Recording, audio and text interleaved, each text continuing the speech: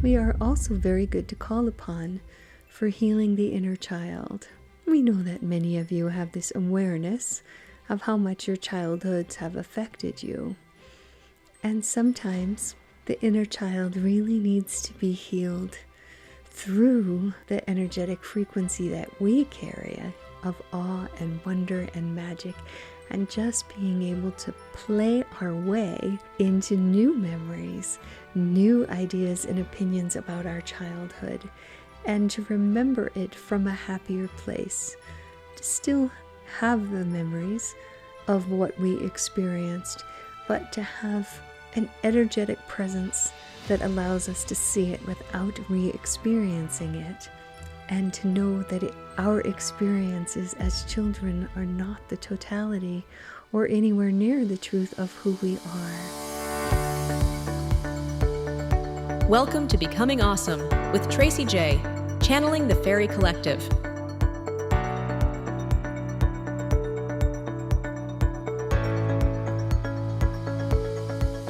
Hello, I'm Tracy J. Welcome to the Becoming Awesome channel.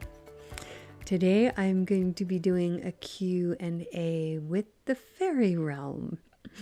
And again, this is a series I decided to start because I encountered a lot of these beings by giving sessions to people, and people were always curious who was a part of their team.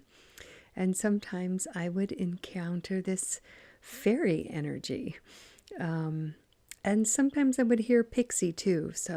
And it was hard for me to distinguish between these two. They were very similar.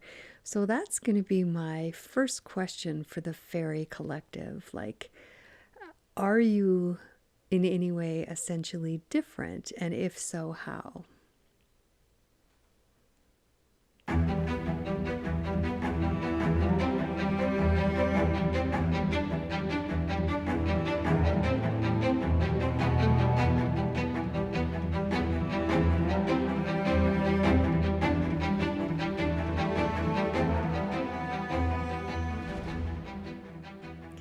We can understand why you are having this question, because there's much about us that is very similar.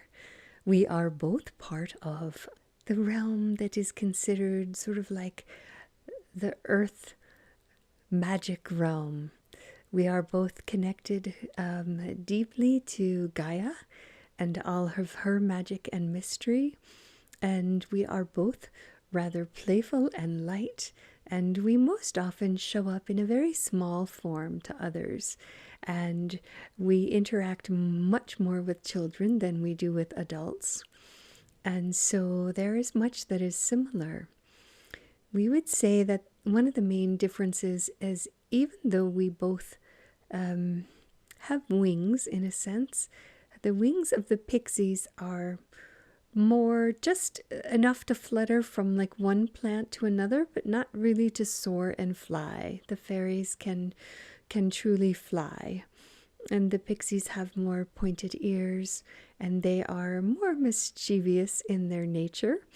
Although certainly fairies are also known to kind of joke around and jest and be very playful as well. We do also stay with those who we are on their team, even though they may have stopped trying to connect to us as children. We remain a part of their spiritual team, and we can always reconnect at any time they are willing to understand that they have us in their field as part of their etheric spiritual team, and call upon us to assist them. We hope this answers your question.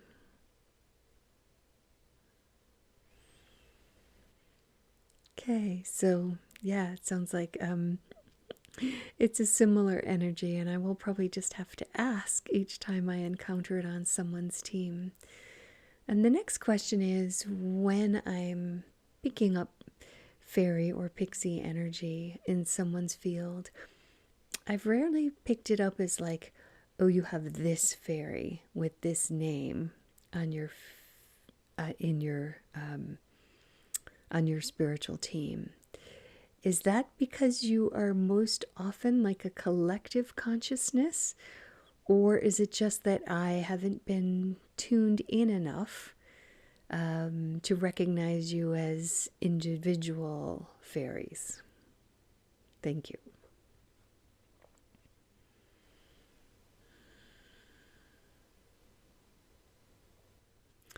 Fairies are not as individual as you humans are. There's a lot of similarities to us.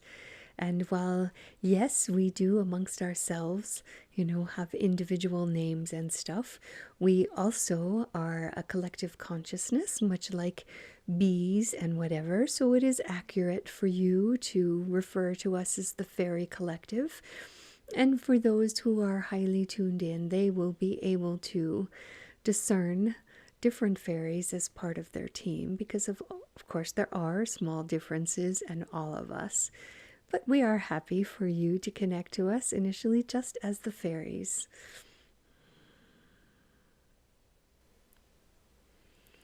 So what is the role of fairies when I find them on someone's team? What is it that's your special gift that you bring to those you serve? We are here to help the humans remember that Earth is a magical place. We often connect most to those who are out in nature, because this is our realm we enjoy the most, is the outside life, whether it be the forests or the mountains or the seas, the edges of the seas more for us than out in the middle of the sea. But yes, we love the planet Gaia, and especially all of her flowers and plants that are so beautiful. We, when we are with children, often are helping them to feel that they are not alone, that they are not afraid. This is why we're always depicted as so small, so that we show up this way for children, so that they do not feel afraid of us when they start to perceive us. And we help them through play to learn more about themselves and to grow from the experiences they have engaging with us, and to feel more ready and braver and to try new and different things. We also sometimes show up if we have been on someone's team, even if they are now grown and don't interact with us very much. We help remind them of the magic, and that the magic is found through appreciating beauty wherever you see it. And so there is an instance where the channel Peter, who is the channel Tracy's partner, has shared with her a story about how he, during college, used to hitchhike many places and always got a ride. But there was a particular day where it was rainy and cold, and he was under an underpass to be out of the rain, and he just hadn't managed to get a ride for a long time. And suddenly, as he was looking down into a puddle that had formed, the oil from gasoline that had leaked out of cars going by found its way into the water and had created this beautiful reflection of colors that was very rainbow-like. And as soon as he went into the stillness of just appreciating what he was seeing and the magic of the colors and the way they were dancing on the waters, a car very soon thereafter pulled along beside him and offered him a ride. And so we work with the adults in this way, bringing their awareness to small beauties, even when they are in a place of feeling lost or alone or frustrated. Sometimes we can get their attention and attune them into something, whether it's just looking up at the sky and seeing a special shape in the clouds, or a particular way the light hits something, and it just reminds them of how to be in that childlike space of finding wonder and awe. And from that space we can create magic. Wonder and awe are so open, And this allows us to assist them in whatever it is they were longing to have created for themselves in that moment. We are also very good to call upon for healing the inner child. We know that many of you have this awareness of how much your childhoods have affected you. And sometimes the inner child really needs to be healed through the energetic frequency that we carry of awe and wonder and magic, and just being able to play our way into new memories, new ideas and opinions about our childhood, and to remember it from a happier place, to still have the memories of what we experienced, but to have an energetic presence that allows us to see it without re-experiencing it, and to know that our experiences as children are not the totality or anywhere near the truth of who we are, and that we are allowed to have that magical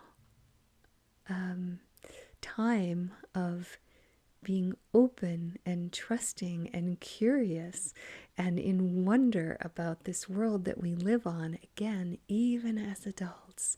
So you can most certainly call on us to help heal your inner children.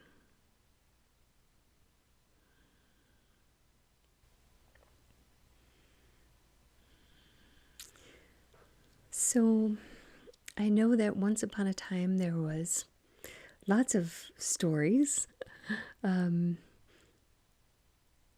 sort of more belief about fairies and stories about them in folklore and stuff. And it doesn't seem like it's as prevalent anymore.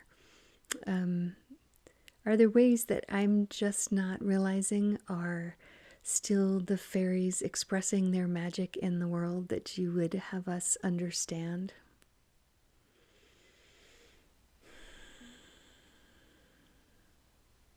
You are correct that there is less in the form of stories being shared about us. However, we have modernized along with the times, and so we definitely connect to those who are the animators and creators of movies or TV shows designed for children, but of course you will know that many, many adults also enjoy these. So through new cartoon shows that are for children, such as Rainbow Bright, and a lot of the movies that have been animated that explore more characters that are childlike or animals portraying childlike qualities. We bring our fairy magic through those because there is magic that goes on in these movies, although that may not be the term applied to it. We also work more with the grown-ups in terms of just getting their attention so that they can happen to glance up in the sky and see a rainbow, which brings them back to that childlike state that they had when they saw one for the first time, or a cloud that appears to be a shape that's special to them, or just the way the light hits the water and seems to create fairy dust rippling along the surface. So there are many ways that we are still actively at work, helping bring our lightness and our sense of magic and beauty and humor to all of you humans.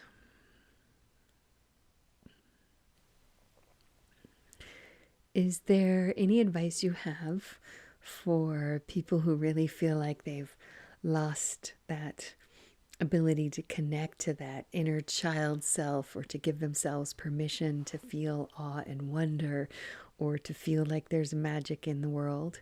How can they connect to you so that you can help them find that again?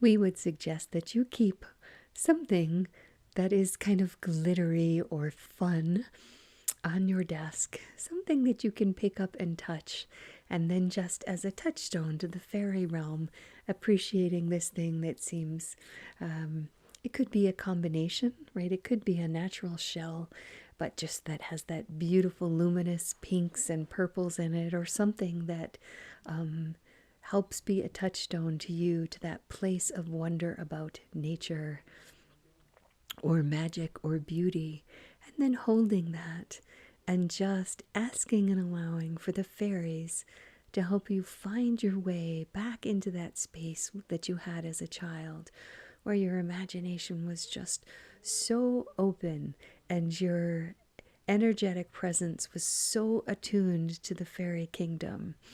And then just take a few breaths, drop into your heart, and then start imagining that you are feeling the lightness of fairies, hearing our light laughter, perhaps seeing us flitting around, flying near you. And then just you communicate with us. Ask us to show you, much in the same way as you might ask your divine to show that it loves you by showing you a heart-shaped rock. Ask and allow the fairies to start helping you believe that they are there with you by showing you little signs of fairy magic in your world. And then every time you see an example of what you think of as fairy magic, you can give gratitude to the fairies and say, yes, yes, yes, this is wonderful, even more, even more. I want to go back to being able to really sense you and feel you and play with you.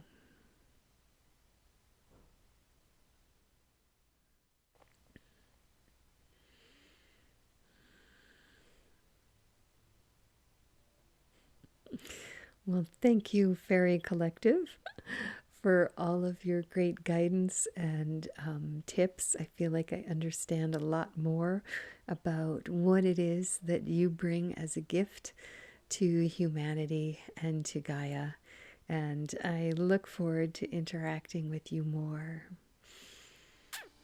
And thank you, beautiful viewers, for showing up and learning about this along with me. Please share, like, forward, and leave in the comments any questions you would like me to ask of the fairy or the pixie realm in the future, or any other aspects of the etheric realm that you have questions for, and I will do my best to get them answered. Many blessings on your journey until we see each other again. Bye-bye.